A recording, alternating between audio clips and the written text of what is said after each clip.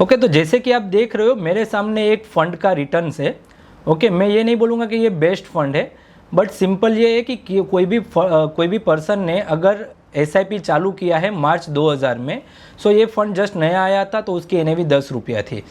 But किसी ने अगर 5000 की SIP की है तो स्टार्टिंग के 20 मंथ्स में ही वो 10 रुपये की NAV हो गई थी 2 रुपीज़। मतलब ये फ़ंड ने इतना ख़राब परफॉर्मेंस दिया था। तो आपके 1 लाख के सामने उसकी वैल्यूएशन हो गई थी अराउंड 48,000। तो आप क्या करते थे, ये फ़ंड को चेंज करके दूसरे फंड में जाते थे। लेकिन अगर सेम आपने अगर ये फ़ंड में कंटिन्यू इन्वेस्टेड रहा टिल 5 ईयर्स तक, सो आपका 2005 में इसकी NAV हो गई 7 रुपीज़, जो अगेन 10 रुपीज़ तक नहीं आई थी। तो अगर इधर आप देखने के लिए जाते हो तो आपका इन्वेस्टमेंट हुआ है 3,05,000, बट उसकी वैल्यूएशन हुई है 5,49,000।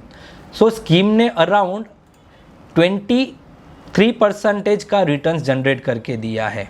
And here is the second example कि अगर आपने 2007 में एक SIP चालू की होती थी जिसकी NAV थी 442, लेकिन और आपने अगर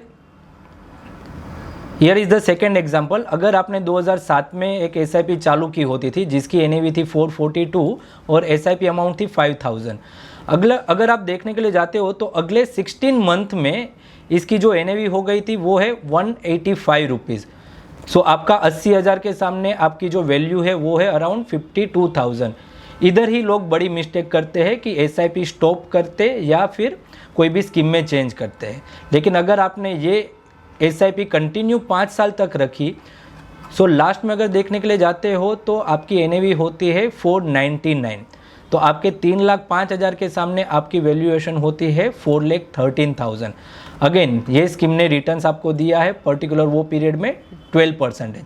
बट ये सेम स्कीम को अगले 2 साल के लिए आप अगर कंटिन्यू रखते थे, सो आपका इधर इन्वेस्टमेंट होता है 4,25,000 और उसकी वैल्यू होती है 8 lakh rupees. Again XIRR is 18%।